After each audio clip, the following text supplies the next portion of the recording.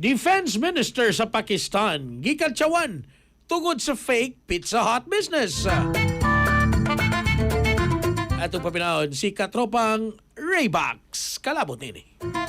Nagsagubang og grabing pagpambatiko sa social media mga katropa si Pakistan Defense Minister Khawaja Asif Human mangu kini sa ribbon cutting sa usa ka Pizza Hut branch dito sa Sialkot, Punjab. Apan pila ka oras ang milabay mga katropa may pagawas og advisory ang Pizza Hut Pakistan nga wa siya labot sa mong tindahan ug kini usa lamang gini ka unauthorized outlet nga illegal nga nagamit sa ilang ngalan ug logo. Giingon usab nga wa kini mosunod sa ilang quality ug food safety standards. Tungod niini nag-viral noon ang maong insidente ug daghang netizens ang nangantyaw sa ministro tungod sa pag-endorso sa giingong peke nga negosyo. Nagsugod na og legal nga aksyon ang kompanya aron ipasira ang maong tindahan. Samtang nagpabiling hilom kini si Asif kabahin sa maong kontrobersiya mga katropa.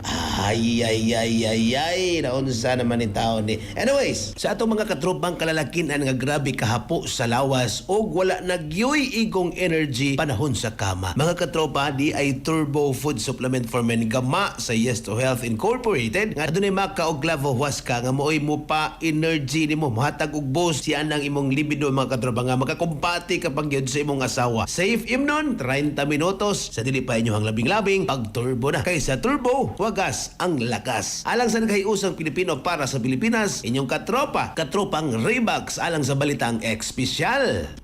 Kasikas Express Balita.